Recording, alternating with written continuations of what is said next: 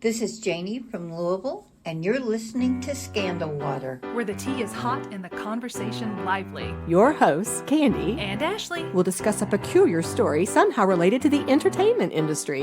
This podcast might not change the world, but it just might satisfy your thirst for an intriguing tale. Oh, it's that time of day. Tune in and hear what the ladies say. It's time to bend your ear when the silver screen appears. Stories about the stage and screen and everything in between. So come on and join the fun. The curtain opens in 3, 2, 1. Stories and scandal water, it's where you need to be. Stories and scandal water, let's pour you a cup of tea. Good morning, Ashley. good morning. Guess what? I'm coming in hot this morning. You are. I'm coming in hot. I'm hitting you with a really weighty question. Oh, no. Okay. Here you go. Yes. Can you quote any Shakespeare? Oh, well, the obvious one is to be or not to be. That is the question. Nice. Whether it is nobler in the mind to suffer the slings and arrows of outrageous fortune, or to take arms against a sea of troubles and by opposing end them. Oh, I can't remember the rest of it, or by perchance to, I can't remember the rest, but I used to be able to quote that whole Nice. thing. Yeah. Okay, you took it further than I think a lot of people would have been able to go. And of course, there's the famous, I was trying to do this myself. I was like, what would come to my mind? There's the famous out, damned spot. Oh, yeah. Yeah. Romeo and Juliet. Mm-hmm. A rose by any other. Oh, that's good. Yeah. Yes. But soft. What light through yonder window breaks? 'Tis the east and Juliet is the sun. See, it's in our consciousness. Yeah. It's in our consciousness. When you first hear that, you might think to yourself, well, no, of course I can't. But I think we all can. Mm-hmm. There are so many phrases that are familiar to us. I bring this up because this episode is going to be so fun, and it is not going to be focused just on William Shakespeare himself, but we're actually taking you to the park. Yes, we are. Yes, this is going to be so good. We are going to be taking you to the Kentucky Shakespeare Festival in Central Park. So that's coming in just a little bit, but we wanted to start with a little background on William Shakespeare himself first, because I'm going to say I was an English major for my undergrad. Yeah. I was in literacy and language arts when I was an educator. And yet again, I think I say this every time, when I'm doing this research, I was surprised. There were things that took me by surprise. Look up there. See that? The Yale Shakespeare right there beside the little puppet Yeah, dog? I see it. His whole work. Have you read them? Have you read that all? No. No, that's a lot. You know what? Since we brought this up, what is your background with William Shakespeare? It's off and on. I know of his works. I've seen a lot of the films that are based on his works. I probably have read a few of the plays. I've seen a lot of the plays performed. Yes. I want to love him, but sometimes it's hard for me to understand the language. It's almost like learning a separate language for me, although I do have an easy time reading Jane Austen language. So it's just getting myself in that mindset. And once I cross that, I can usually enjoy it pretty well. Right. And let's be real. Jane Austen language is a little different from the time. It's just different. That's what I mean. It's sort of like this, where she has a specific way, they spoke in a specific way, and right. The Regency way. So Yes. once that clicks in your mind, you can enjoy it. Yes, and since we're talking about language, let's go back to what we were discussing just a moment ago. We are all probably way more familiar with the words and the phrases that William Shakespeare has introduced to us than we realized. In fact, I found a little article published by Merriam-Webster. They had 10 phrases that come from Shakespeare. Oh. I'm going to quickly read these to you. Green-eyed monster, in a pickle, love is blind, salad days, wear my heart on my sleeve, there's the rub, cruel to be kind, wild goose chase, dogs of war, and strange bedfellows. Oh, cool. Yeah, all of those. And in all actuality, it's something like 1,700 new words and phrases that this man, if not inventing them and creating them anew, afresh, made them popular through his works. That's incredible. So basically added them to our language in one way or the other, through either invention or through putting them out there for all of us to then become familiar with them. Nice. He has really impacted us a lot. And we're going to continue to talk about some other ways he's done that. But I thought I would throw this at you. Did you happen to catch in the news, I guess it was a year ago, a little item about William Shakespeare's portrait and part of his famous speech, one of his famous speeches from the play A Midsummer's Night Dream, being sent into space? No. It happened. What? It happened. Why'd they send it to space? There's the question. There's the rub.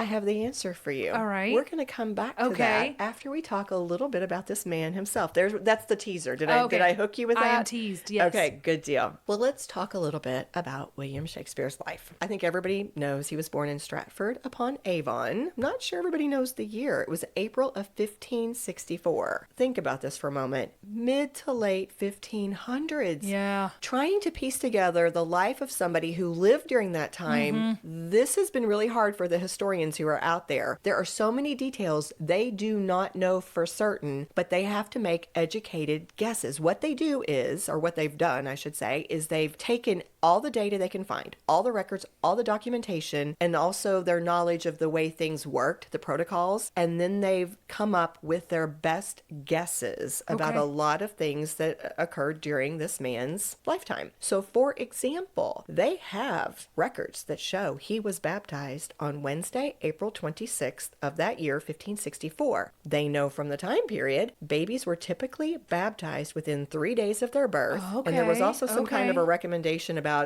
how it worked with your Sundays. So using what they know, most people celebrate Shakespeare's birth on April 23rd. Okay. That's just an example of how they do this, okay? He was one of 8 children born to John and Mary, and after his 2 older sisters both died when they were just infants, he then became the oldest. William's dad, John, held several different jobs over the course of his lifetime, including glove maker and leather worker, but he also filled some civic positions, such as alderman and high bailiff. And because of that, this elevated the status a little bit. This probably gave him a little bit more money until he fell into debt later. But it also meant that because of that status, probably, it is very, very likely that William, a son of this man in the government, did attend the local grammar school, where he would have learned things like Latin, studied poetry, read the classical works. Isn't that funny to think that he was reading classical works? Like, oh, who were you reading? I know, it's crazy. But that's a point that people bring out. If you look at all these different sources, some people question, how did William Shakespeare write these plays that he did, or write so well, have this skill as a playwright? Command of the English language. Right, all of that, when he didn't go to university. But a lot of people point back and say, look at the foundation he had from the schooling. Reading the classics. All of this that he did, right? Now, when he was 18, he married Anne Hathaway. I know. And we have an Anne Hathaway now. When I see that name, I always kind of stop for a second. She was 26 and she was expecting. They feel very confident about this because there was some kind of a protocol where you were supposed to announce your wedding 3 times prior to the wedding. They only announced it once. And their daughter, Susanna, was born 6 months after the wedding date. They were married in November of 1582, and Susanna was born 6 months later. So they're pretty positive that this was maybe kind of a hurried wedding. And then records show that the twins, Hamnet and Judith, were baptized in February of 1585. Okay. Although Hamnet would end up passing away when he was only 11. Oh. I know. They refer to the time period between those baptisms in 1585 and 1592 as the lost years because they don't have any records documenting his activities. Okay. So they don't really know what he did. People speculate all kinds of things, from school teacher to law to who knows. But in 1592, some things started coming out. One being this insulting comment that had been made and published by a different playwright, as a matter of fact, talking about Shakespeare. So they know by 1592, he is involved. He's in London. he's doing some work with plays. Okay. Because he's getting insulted about them. yes. And He's gotten his first 1-star review. there you go. There you go. So that means he's really made it. So they start getting a lot more. They have a lot more documentation records coming out after this time period to show what he's been doing with plays, with writing, with acting. And actually in 1593, he published his first printed work, which was a narrative poem called Venus and Adonis. We know from the records that he started to see success, not just as an artist, but also as a businessman. He became a founding member of the Lord Chamberlain's Men, which was a company of actors, and he was one of their regular dramatists. Like, he was writing a lot of their plays. And he remained with that company for the rest of his career, although its name changed to the King's Men once they were under the patronage of King James I. That's cool. And so this was a time period when working, in this company in particular, he wrote a lot of his famous plays, including tragedies like King Lear, Macbeth, romances like The Winter's Tale and The Tempest, just all kinds of things. And we've heard of the Globe Theater. Shakespeare, along with other men who ran the King's Men's Acting Company, owned a share in the Globe Theater and, of course, did a lot of performances there. A few notes about Shakespeare's work during this time. These I found interesting, and I don't know that I'd ever really thought about most of these before. Something they said you need to remember is that playwrights of that day had to be very politically aware. Remember, he is under the patronage, for example, of King James I at one point. You have to make sure you're not going to tick off your king. Yes. So if, like, King James had a very specific interest in witchcraft, so you would see certain allusions to witchcraft in some of his works. Or let's say you want to write a play, you might do something on the Queen's ancestors. And of course, it's going to be very favorable if it's about her ancestors. So it was very political. That was something that they had to consider. Also, we today, of course, are big readers. And those of us who participate in theater or attend a lot of theater productions, we have a very strong notion of what it looks like for us today. But it was really different back in Shakespeare's time. There was a Smithsonian article that said, quote, "Plays of the period were meant to be performed, not read. They were entertainment, not literature. They were not written for all time, but for their own. For their moment. So it was all about word choice and delivery and all the performance elements. Yeah. And written scripts. Like today, you and I, we go out and we buy written scripts. Yeah. And you pay good money for written scripts. Yeah, you do. But back then, the scripts that the actors had to use were just printed on, or written probably on flimsy, folded up little pieces of paper, very few of which survived. Interesting. Yeah, we're going to come back to that. Okay. Because that's going to be important in just a minute. Is that the okay? one that got sent to space? Y'all wasted it's- the original manuscript and you sent it to space. Well, it's related to that, but Okay. not quite what you're thinking, okay? Now, because it was not about writing or reading, there was also no standardized spelling at this time. Right, yeah. William Shakespeare's own name had no standardized spelling. Really? He himself would spell his name differently all the time. Now, I don't know if this is accurate. I did not do a deep dive and look this up, but one source said they might have seen his name spelled 80 different ways across different sources or documents or references to him or publications where his name came up. You just did not have standardized spelling. Hadn't thought of that before. Found that really interesting. And then the other point that came up was we often get so caught up in thinking about Shakespeare as the playwright that we forget how much of a poet he was. He wrote over 150 sonnets in his lifetime, but the thing is, we often hear about his use of iambic pentameter. Well, he did that in his plays, but that's basically pattern of poetic verse. So he was using that not just in his poetry, but he actually kind of brought that style into a lot of the playwriting he did. I just found those to be some interesting points about his work. But you may be thinking to yourself, all right, well, if he's doing all this in London, what about his family? There's not a lot of records about his family, and there's not much in particular about his relationship with his wife, Anne, although we know they stayed married till the end. But it is believed that he was in London most of the time because that's what you had to do. If you were an actor and a playwright and he had his businesses in London, he had to be in London. But they think that he traveled regularly home, and he became prosperous enough that this man bought a large house in Stratford-upon-Avon called New Place, and he also bought some other real estate. So he was doing okay. I don't think he was wealthy, but he was doing okay. Most of the sources say he retired from his London, his artistic endeavors around 1613 because I believe I saw that no plays appeared to be written by him after that time, new plays. He spent his final years in Stratford-upon-Avon, and he passed away in 1616 at the age of 52, which wasn't bad at that time. That was Still seems so young. It does to us, but at that time I think that was a fairly long life. And here's an interesting tidbit. They think he died on April 23rd, which would be his birthday if they're correct about the inferences they've made. Not sure what caused his death. Lots of rumors, one being that he went out drinking with a few writer friends and then got feverish afterwards and ended up dying. All kinds of different I know, lots of speculation. But here's the thing. A few little interesting notes about this. He is buried in the sanctuary of the parish church, Holy Trinity, and reportedly, he's the one who penned the words that are on his epitaph, and they read, "Good friend, for Jesus' sake forbear, to dig the dust enclosed here. Blessed be the man that spares these stones, and cursed be he that moves my bones." You know? Leave me alone.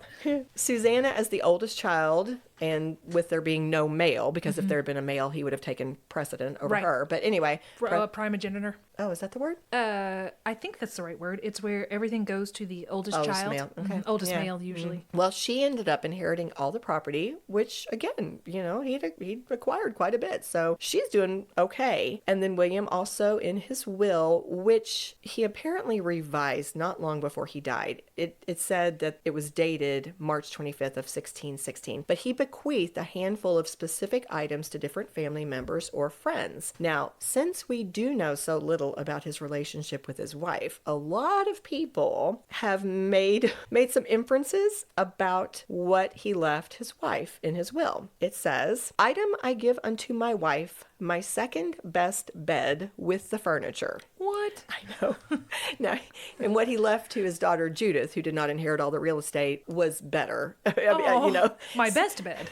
Well, she did get the best bed, but I think she got something else too. Okay. But the point is, somebody commented in one of the sources, this was a historian making some commentary. They said, first of all, that the furniture probably would be things like the curtains and the bed cover, because that's part of the bed. And secondly, they said, quote, "This was not an unusual bequest, nor was it likely to have been intended as a snub. The best bed was usually regarded as an heirloom piece to be passed to the heir rather than the spouse. It is also probable that the best bed would have been reserved for guests, meaning the second best was the bed that William and Anne shared." Yeah, that's honestly what I thought when you said that, is that the best one would go to the child as a, here is what you're going to inherit from us, and then the second best, that's the way I took it. So that may be a correction I need to make. Perhaps Susanna was the one who inherited the best bed and not Judith. I may have been incorrect on that. So this brings us back to where I started with that portrait and that piece of a speech that were sent to space. Space Shakespeare.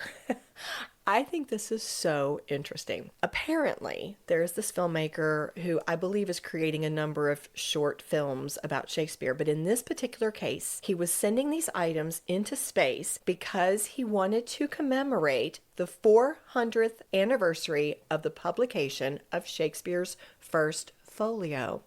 Do you know what that is? Sounds like a collection of works. Well, a folio? You are correct, but had you heard of it before? No. This was where I was so surprised. You would think that I would know this, but for some reason this has gotten past me. When William Shakespeare died in 1616, probably no one, including himself, ever thought that his writings would endure. Would be collected. Right. But in 1623, 7 years after he passed away, two of his loyal friends, fellow actors, and fellow businessmen, these were fellows from the King's Men Acting Company, and they were also Globe Theater shareholders with him. Their names were, I hope I said this correctly, John Heminges and Henry Condell. They collected and published Shakespeare's plays in one huge volume. This first folio book is what has actually preserved his work.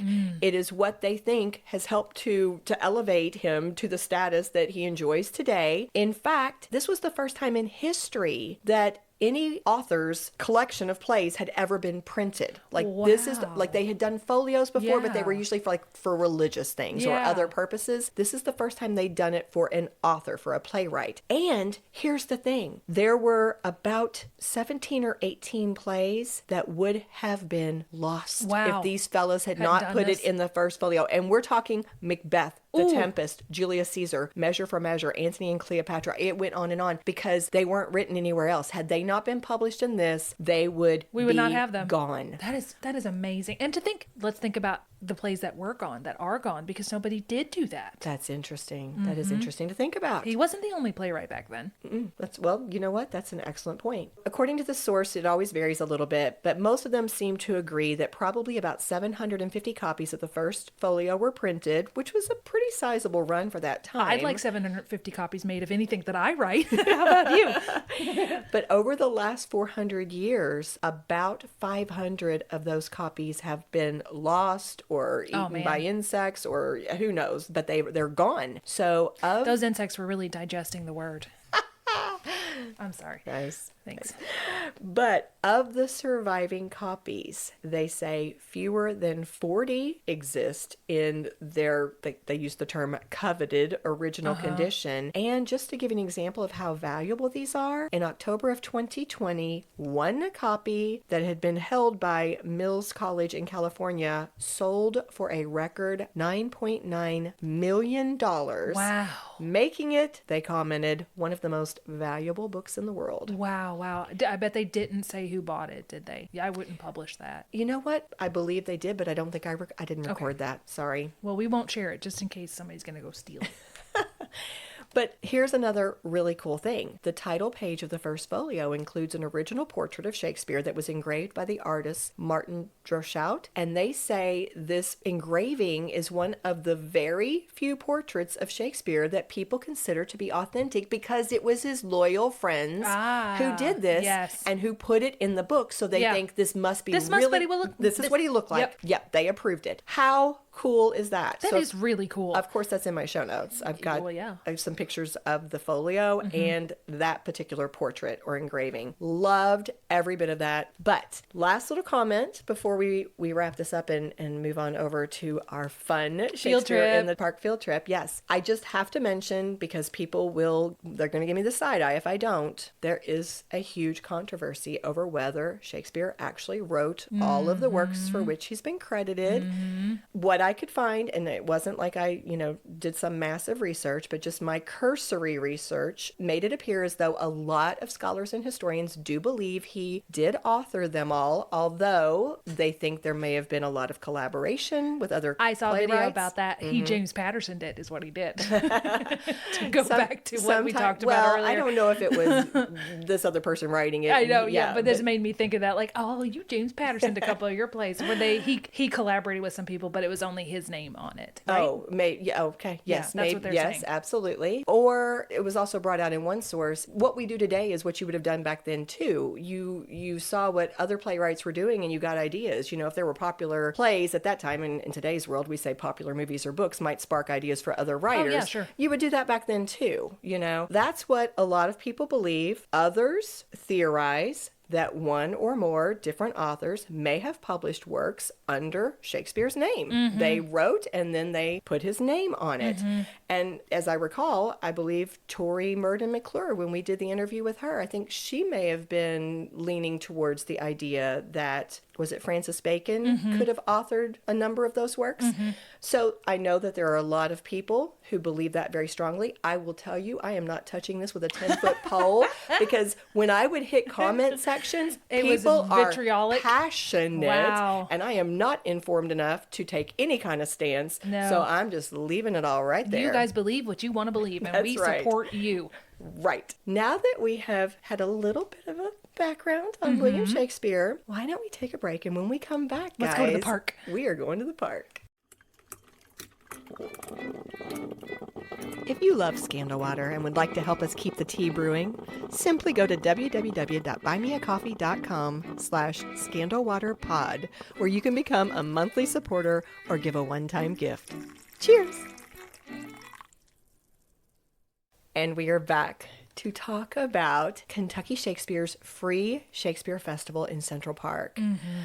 We are so fortunate in this really area are. to have this. It is such a wonderful organization, such a wonderful, specifically, we're talking about a program that they put on every summer. Ashley, you and I got to attend Yes, we did. last Saturday. I have been several times in the past. I haven't been in a long time since we started our own theater. You know, time is very, very short for me, but it was really fun to get to go back and enjoy this very hot evening. It was under the warm. It was stars. warm. Yes. But it was lovely. Yeah. Yeah. I really enjoyed it. I got there a little early and I walked around and, saw a few of the, just noticed the setup, the food trucks that were out there, some of the things they offered. And then Kirk and I, while we were waiting for you and Brian to get there, we were listening to the music and it was so fun. when you got there, they had taken popular tunes and they'd given them what would you call it? Elizabethan flair Renaissance or flair, something. yes. Yes. When we first got there, they actually were just playing music from the time period is what it sounded like to me. And it was so lovely just to sit there and listen. And can I say, speaking of food trucks, I made good use of them. I went, because it was so hot and I was so thirsty, I went up to one of the trucks, which was a tea truck. And I said, Candy, we have to do this. And it was called It's Tea Time. And the lovely proprietor named Whitney, it was really late and she sells loaded teas, which are teas with lots of caffeine. I said, I can't do that right now, but what do you have that's not caffeinated? She gave me this enormous strawberry lemonade. Yes. It was so good. You even have a picture. I of me took with a it. You picture. took a We'll put picture it in of me our with show that. notes. But it was, I have to say, this was, I think it's a tea truck. So if you see her in the area, please go and get some tea from Whitney because it was, if the lemonade is this good, I can't even imagine how good the tea is. And with her was her friend Nicole, and she was the Joyful Cake Company. Ooh, cake and tea. Yeah, I know. Cake and tea was perfect in Yeah. that. I didn't get to have one of those because it was very late and, sugar and me and late don't mix. But I am definitely going to look for them later and go to one of their food trucks and partake of their wares because they looked amazing. Nice. Well, let's talk a little bit about this organization. According to their website, Kentucky Shakespeare is the official Shakespeare Festival of the Commonwealth as designated by the Kentucky legislature. So, these people are the real deal. They are. And we reached out to Matt Wallace, who is the producing artistic director for Kentucky Shakespeare, and he was kind enough to send us some audio clips that you're going to hear in just a moment. He also asked some of the actors if they would give us some That's insights. really good. I really like Matt. He's such a nice guy. Such a nice guy. And all of them so articulate, so kind to send in these clips, which you're going to enjoy. But I should mention that not only is he the producing artistic director, but he also is directing two of the plays that are being performed in the park this season, Romeo and Juliet and The Tempest. Before we go any further, though, I noticed on their website that Matt was interviewed on Wave 3 a few years ago after the organization had received the Arts Impact Award. And as part of his interview, he shared a little bit of background about the organization that I thought was really interesting. So I'm going to let you hear a little piece of this, which again was on Wave 3. We believe Shakespeare and the arts are for everyone. Kentucky Shakespeare Festival is the longest running free Shakespeare festival in the United States. It all started in 1949 as a group called the Carriage House Players and met to do scene study and work on plays in a carriage house on Kentucky Street. Well, in the 1960s, the company did our first show in Central Park, free Shakespeare in Central Park, and became Kentucky Shakespeare. We see 25,000 plus people each summer in Central Park, and some of the most diverse audiences you'll see anywhere. And accessibility is really important to us. That's why if folks can come to us, but we're also bringing it to the public. We served 70 plus counties this season alone, from parks to prisons, preschools to senior centers. Kentucky Shakespeare removes barriers. So regardless of your socioeconomic level, financial means, everyone is entitled to experience professional theater and quality art, because that's our goal, is to have an impact on our community, state, our region. So it's extra special to receive the Impact Award. that was Matt explaining a little bit about the background of the organization. I thought that was so interesting. I want to also mention, though, I'm afraid I'll forget this if I don't say this right now, Amy Attaway is the Associate Artistic Director for Kentucky Shakespeare, and she is the one who directed the play that we saw Saturday, which was Comedy of Errors. So just so that you guys understand, there are 3 shows that they perform during the summer, and those are the 3 now that we've named them all. And we have a little bit, my theater has a little bit of a connection to Amy because she wrote the adaptation of Night of the Living Dead that we performed last year. So she is a playwright in her own right. Nice, nice. Well, if you are not familiar with Kentucky Festival's free Shakespeare in Central Park, we're going to let you hear a little bit more about it from Matt again. We asked him, what was it, in his opinion, that drew over 25,000 people to the park every year? And here is just a little portion of what he said. I think a big reason people come back is the tradition.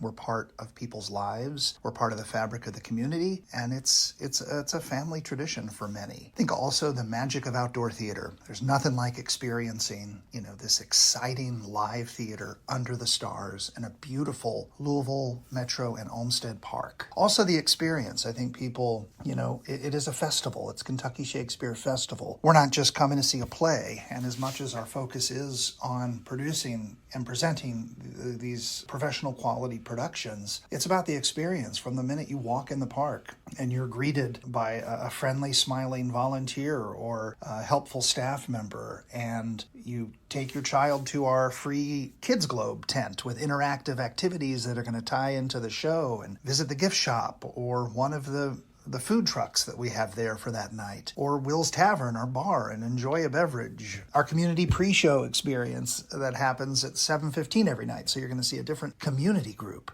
It's really about that whole experience. And then, of course, the play and the magic that is Act 1 in daylight, just as it would be experienced at the Globe Theater. But then in Act 2, as the lights go down and those 3 beautiful trees, we call them the 3 sisters that surround the stage, as they're illuminated, and we get to have the full power of our stage light. It's the whole experience. Matt actually mentioned several other factors. He did. One I want to take just a really quick, before you go back to the Shakespeare stuff, one word that he mentioned ties us. Are you going to talk about Olmsted? Oh, go ahead. Frederick Law Olmsted. It's Olmsted Park. So our little town of Louisville has a connection to New York City's Central Park, the U.S. Capitol in Washington, D.C., the Biltmore Estate in North Carolina, and the 1893 World Columbian Exposition in Chicago, because all of those were landscaped by Frederick Law Olmsted.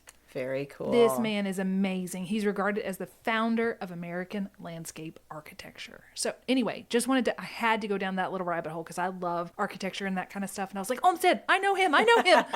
Yes, awesome. Well, I only played an excerpt from Matt's answer because, with time constraints, I wasn't able to play the whole thing. He mentioned several other factors that he thinks helps to draw all these people to this event. Some of those were the community aspect, accessibility, and even the fact that unlike other programs, such as Shakespeare in Central Park in New York, this one is not just free, it's also ticketless. At some of the other free programs, you still have to stand in line. Right. But this one, you just walk in. You just walk in. You just walk in. And he added that last year, based just on the surveys that were completed, because not everybody who attends will complete a survey for you, audience members from 29 different states That's fantastic. were represented. This is very popular, very well attended. And a side note, I mentioned that we're going to hear from a few actors in a moment. One of those actors is Justin, and he shared in some of the audio that we're not going to have a chance to hear right now that he is an example of what Matt was talking about with that tradition. He himself grew up in Old Louisville, and he remembers attending Shakespeare in the Park when he was a kid. He said he even remembers playing on the stage, and now here he is performing in it. What a full circle moment for him. I love that. When asked about challenges to performing in a park, Matt went where you would predict he would go, right? Weather. Right.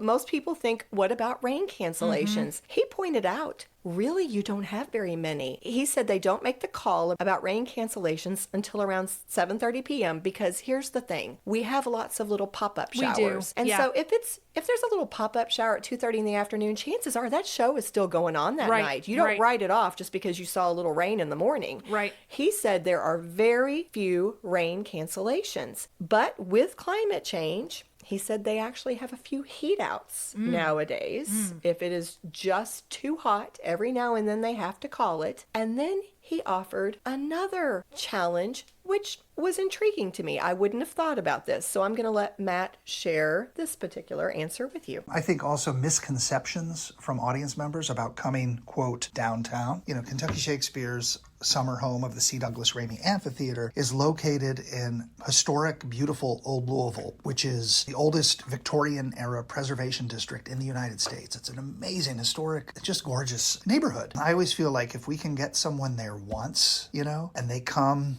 and they experience, oh my goodness, this was so easy and fun and I felt safe, and just to break down some of those misconceptions about what it means to come down or close to downtown Louisville. I thought that was a great point because That is a really good point. Yeah, I think if you're not from the area, sometimes you're like, oh my goodness, that's so far to drive, or I don't know the area, but it is gorgeous there. And It did you really realize is. that we were right around the corner from the Conrad Caldwell house? We've talked about that before. We were like, we're going to park near that. I did. We did. Love it. So about these actors, 3 of them were kind enough to send us audio clips, and they were so gracious. They actually sent us a lot more audio than we are able to use in this Yes. episode because, you know, with our time constraints, we can Yes. only use a small portion. However, you guys know that we like to offer bonus content to those people who become a member on Buy Me a Coffee. And so what we'll do is we will put some of the extra insights, Yes. some of those extra comments that our lovely actors shared with us in our mini-sode so that you can access that if you decide you want to become a member and you want to go take a look, because it's so interesting. I'm sure you guys would never predict that 3 Shakespearean actors would be articulate and eloquent. and eloquent and fun to listen And to, but fascinating. shockingly, they are. Yeah. No, they are wonderful. Absolutely wonderful. You're about to hear that for yourself. I think I would be doing a disservice, though, again, because we could only share a small portion of what they sent us. We had to cut out some really wonderful things, and I know they would probably be disappointed if I did not mention to you that all 3 of these actors went on at length about how much they loved being part of this company, how much respect they had for their fellow actors. They talked about the talent. They used words like lovely. This was an egoless cast. Oh, that's wonderful. They went on and on talking about, they just love the cast and crew and their directors, and I want to make sure that I did not do them a disservice by not mentioning that. Right. We're going to start with Gregory, and then we're going to move through all 3, Justin and Mollie, let you hear just a little piece from each of them as they share their perspective about different aspects of being in a Kentucky Shakespeare Festival in the Park production. My name is Gregory Maupin. The productions I'm in at Kentucky Shakespeare this year are Romeo and Juliet. I'm playing the exciting role of Peter the Servant. And in Comedy of Errors, I am playing Dromio of Syracuse. And we're about to open The Tempest, in which I will be playing Caliban. To me, the Kentucky Shakespeare audience is a traditional audience in that the way the amphitheater is set up, the way the Ramey is set up is in a lot of ways the way an Elizabethan or even a Greek theater would have been. We are in shared light. For most of the show, it does get dark eventually, but we can all see each other, the actors and the audience, I mean, especially, before the sun has gone down. And thanks to the way Shakespeare works, we can speak to the audience directly on occasion. And that kind of, I'm asking you a non-rhetorical question, or I may come out there and mingle during this monologue, which isn't a monologue when I'm speaking right to you situation, is so refreshing to me compared to, the imaginary fourth wall style. It occurs to me this also answers your other question about what is the most rewarding part of of doing Shakespeare specifically is that kind of interaction with the audience that is not necessarily baked into other plays. I thought that was so interesting. The question we had sent him was how the audience differed in this park setting versus the traditional audience, and the way he took that and made the comparison to the way it would have been for William Shakespeare and the Globe Theater connection. I just thought that was so interesting. And I loved the phrase that he used, shared light. That was so beautiful. I agree. Loved it. Now we're about to hear from Justin. And I should say, we got to see all three of these actors Saturday night. They are so talented. So it was so fun watching them on stage. And now, we make this connection because we get to hear their insights this way. Hi.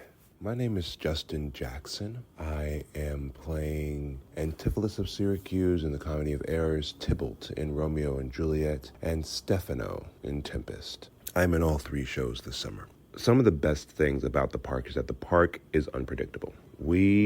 I'm grateful to have such an incredibly active ensemble that is listening and great improvisers. We are always on our toes. We're always ready to adapt. And I don't know if you can hear that, but there's a fire truck perhaps that's going on behind me right now. And these are the kinds of things that happen in the park. I actually live in old Louisville, so I've kind of returned home in that way. But these sort of things happen in the park, and we have to make a split-second decision every time a new noise is introduced into the space on whether or not to incorporate it, to breathe and act through it, or to ignore it and push through. There's so many different choices that can be made when a new sound is kind of introduced to the space to try to keep the performance on the ears of the listener. But it is one of the things that I do love that is at our disposal as actors on this stage, that things can change on a dime. There have been people in the audience that have such a particular laugh that now I'm going to uplift that laugh in my soliloquy. Or there was a child in our last performance that was laughing by himself.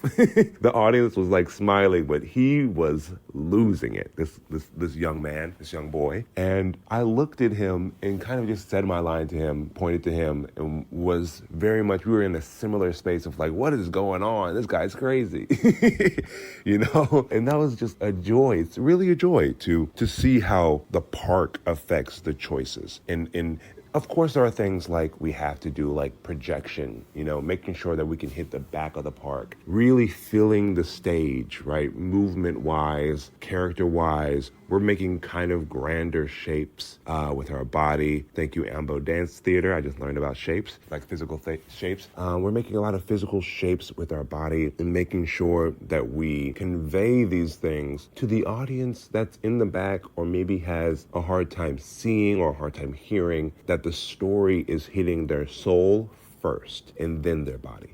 And that's a treasure. That's a treasure that I really love to hold dear, is that the park really does inform and shape the choices. And I personally have a lot of history with improv, so I love to have to be on my toes because the environment will change me. And in that way, I think it's a masterclass to be able to be out there. We have to learn, we have to adapt, and nothing really makes you a better actor than being forced to be on your toes. What about that phrase, hitting their soul know. first and then their body? I'm like, oh my goodness. The way these actors speak, I love it. I know. I just have so much respect for the people who can act like this and do this dialogue and make it just come to life. And at the risk of just repeating everything he said because it was all brilliant, I never thought about how he points out when there's new sounds. Do I ignore it? Do I incorporate it? Or do I breathe and act through it?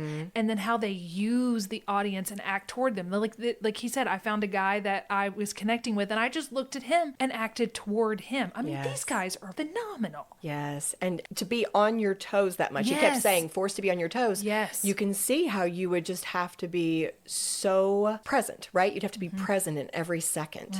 Love it. And can we say that we saw his performance? I mean, as you said, we saw all three of them and they were so funny and so smart and so good at what they were doing. Absolutely. Absolutely. Well, we are now going to hear from our final actor who sent us some audio. This is Mollie. Hello, my name is Mollie Merck. I use they or she pronouns, and I have the great gift to be in these three productions this summer. I'll be playing Mercutio in Romeo and Juliet, Adriana in the Comedy of Errors, and Trinculo in The Tempest. A lot of people hate on Romeo and Juliet because we all had to read it in ninth grade, but I think that it is genuinely one of the best pieces of literature that we have in the English language. There's so much to discover fresh about it, and every time I work on it, I find I get to listen to something new that really excites me or interests me. In the world of Romeo and Juliet, we have two very different, obviously we have the two households, both alike in dignity, but also we have the young people, we have the older people, we have people who really ascribe to the norms of that society and people who really buck those conventions. And I see Mercutio as somebody who really does buck those societal conventions. And because of that, I really enjoyed getting to bring myself and the authenticity of my own experience to that character. I also really enjoy getting to play off of the actor playing Romeo, Nick Wills. He is just a tremendous Romeo. But when I look at my scene partner, Nick, as Romeo, I'm able to just invest in that relationship and the care that my version of Mercutio has for Romeo. And that became one of the most exciting parts of that show to me, which is just that there's so much love there. And all of this joking, all this silliness just comes from a place of wanting to cheer up my friend. Similarly, in Comedy of Errors, I get to play Adriana, who I love. This is a woman who isn't fitting into the box that society has ascribed for her. And she is constantly calling into question, why do things have to be like this? Why, she says at one point about husbands, why should their liberty than ours be more? And I love that spirit. I love the spirit of this character. Even towards the end, she financially is like, I'll handle all these financial issues that my husband has gotten us into. And there's just something that's so satisfying to me about playing that kind of a character, because that's something that I feel so deeply in my own life, is growing up realizing, wait, I don't know if I fit into this box, and I don't know if I want to fit into this box. And it's exciting to me to get to find that in these characters and find where those characters' experiences intersect with my own. I love the point Mollie brought up about how even though these are works that were written hundreds of years ago, the relevance is still there. She is able to, she says, I'm able to bring myself to these characters. They still reflect things that, we're all dealing with. And actually, that's a point that I think the other actors made as well. Mm-hmm. It's just such an interesting point, because that's something people say. They say, oh, Shakespeare is archaic, or it's old, or it's outdated. Mm-hmm. But that idea of relevance, I think, comes up all the time if you really listen to what he's saying, or listen to the words and the ideas and the themes. Yeah, there's nothing new under the sun. Well, and you just say it in a different way. Tell me the same story, only different.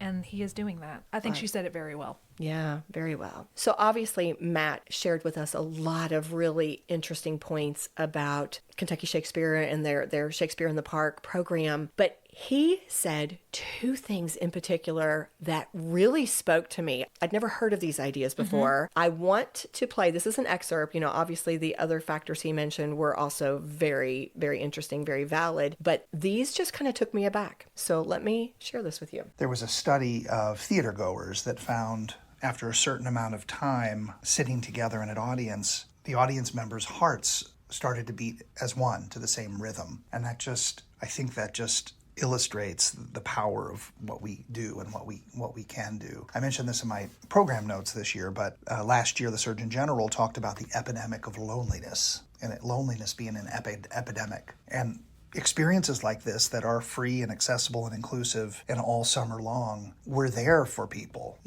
We're there for people pretty much every night except for Mondays and Tuesdays for 11 weeks. We're there for families who can't afford a season pass at Kentucky Kingdom, but will come as part of their tradition. I think we're helping combat loneliness. We added a new survey question to our demographic survey this year. I feel less lonely as a result of Kentucky Shakespeare. Just bluntly asked that. And in the first 2 weeks, 85% of the audience members agreed with that statement. Wasn't that interesting? That really, really was. Yeah, the heartbeat. The heartbeat. Yeah. Yes. And then the idea of this helping to combat loneliness. I thought those were two beautiful ideas. Mm-hmm. The group viewing is a unifying experience. Mm-hmm. That is just really beautiful. So powerful.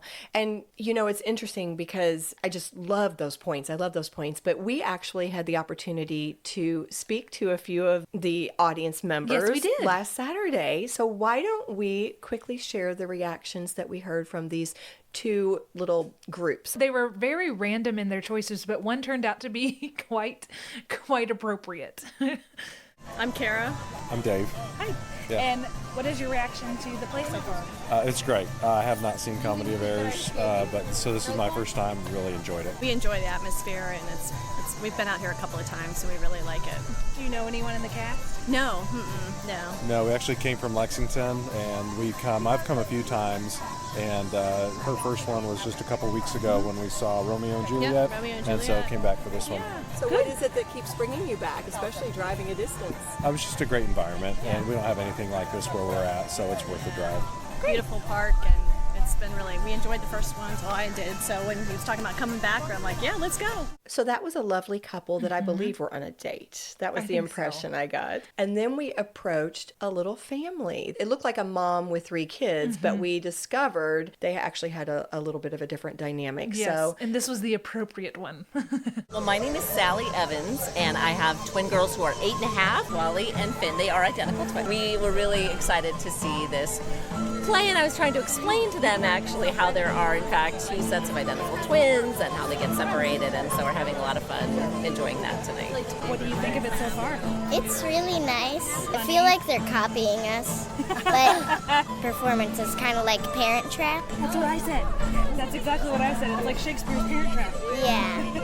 What do you think of the show? I like it a lot. I think it's like really cool. you have a friend with you. This is Sylvia. Yeah, my name is Sylvia Holm. I really enjoyed the show so far. It's been really fun and entertaining.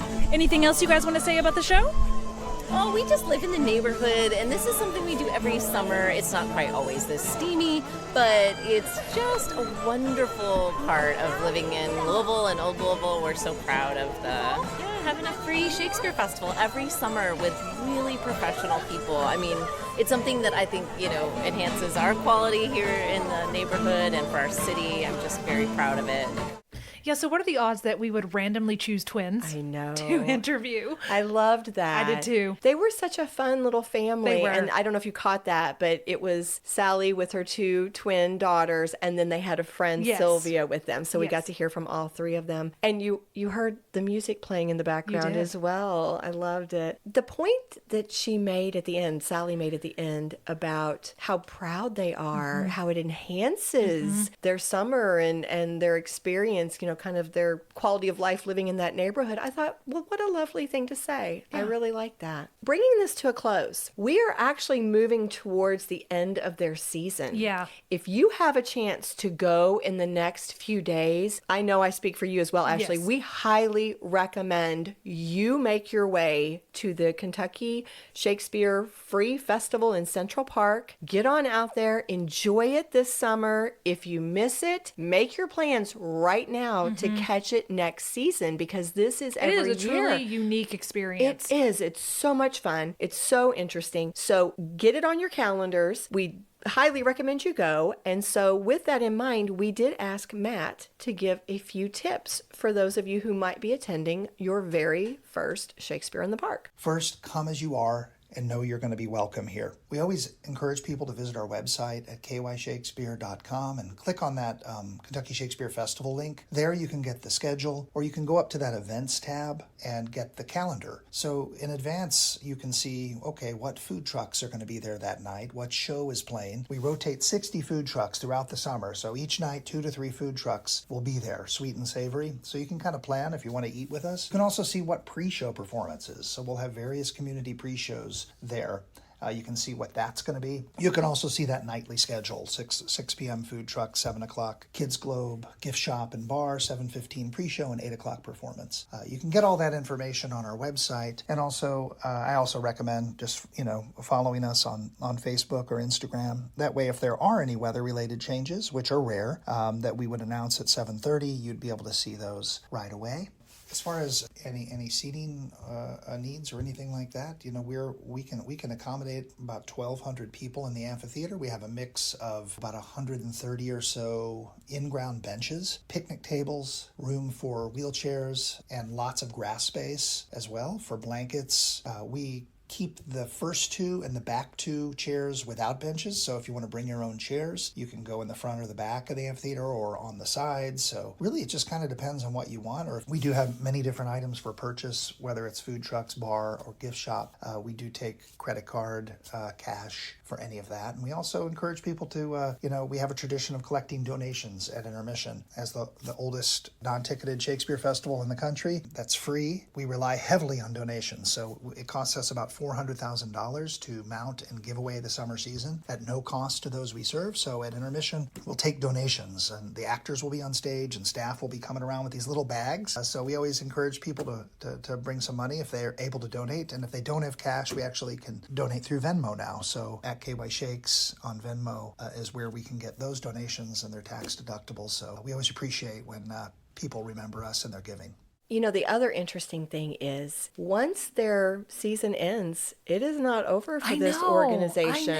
I was surprised at how much they have going on. You know, it was really nice. We asked Matt a number of questions, obviously. One of them was what he found to be rewarding about his role as producing artistic director for Kentucky Shakespeare. And he made this comment that I just loved. He said that he loves standing on the shoulders of those who've gone before him, but he also feels a very strong responsibility to grow the program and to try to leave it better than he found it. Mm-hmm. And with that in mind, this leads right into what we were just saying. He has made such an effort to try to expand, to add new programs, to try new things, just again, to grow it and to try to leave it better than he found it. Mm-hmm. So after our Shakespeare in the Park season ends, you can still find a lot of things that Kentucky Shakespeare is putting out there for you to participate in or for you to watch. Here is our last clip where Matt's going to give you a little overview of what they have to offer. I think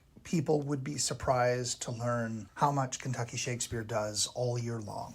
Yes, we are the official Shakespeare Festival of the Commonwealth in the summer season, presenting Kentucky Shakespeare Festival in Central Park. But we've also grown to have a successful two-show indoor season, at least two shows, with an annual tradition of a fall Halloween immersive or outside-the-box October production and a January production. So this year, we're presenting in October the world premiere of Untimely Ripped, an immersive macabre Macbeth experience for 4 or so weeks at our Old Louisville headquarters, in which audience members will experience an innovative world premiere play by Diana Grisanti and Steve Moulds, wearing silent disco headphones and going through a curated experience that's immersive. And in January, we'll be presenting Oscar Wilde's classic, The Importance of Being Earnest, in partnership with Actors Theatre of Louisville in the Pamela Brown Auditorium. So we've been doing the two-show indoor season for a while. Also, Kentucky Shakespeare is the most comprehensive in-school arts provider in the Commonwealth. So during the year, we are at schools throughout the region, serving 40,000 plus students throughout the area. This past year, we served 100% of JCPS middle and high schools. So we're all over with education programs year-round. We have programs for ages preschool through 12th grade. And we actually even toured some of our education programs to senior centers this year. So serving everyone with curriculum-aligned, interactive education programming. Also, our community outreach programs. So the renowned Shakespeare Behind Bars program actually started as a program of Kentucky Shakespeare, and we still do work with the incarcerated. Shakespeare with Veterans is a program of ours. Programs like Survivorship Shakespeare with Gilda's Club, several different Down syndrome of Louisville residencies, our program with immigrants and refugees. We started a new partnership this year with Hospice and participated in their grief camp using Shakespeare with youth experiencing grief. Many other programs. That's a lot. That is so much stuff. Wow. And I loved how many different diverse populations they try to reach. Like they are really thinking very carefully about how can we bring more people in? Right. How can we reach more people? When he said the part about hospice and grief, I believe there is currently a film out called Ghostlight about a man dealing with his grief by performing in a play of Romeo and Juliet. And it's getting all kinds of accolades right now, which sounds really, really good. Yeah, that does. That does. Well, and just as a little side note, it's interesting that he mentioned that idea of behind bars because, as a matter of fact, we are going to be taking you guys to prison next week. Yes, just a little teaser there. Just a little teaser. But I think that brings us to a close. We've been armchairing all the way through this, so I think we just need to end with our cheers. I think it's really obvious we need to say a big thank you to Matt, Justin, Gregory, and Mollie. Thank you so much for sending in your audio. Your insights have added so much to this. And I think in terms of a cheers, Got to go to William. There we go. Mr. Shakespeare, thank you for all you've done for us. I mean, could you even believe all these years later that we would still be celebrating and studying and lauding your works? Well done, sir. Well done. Cheers. Cheers.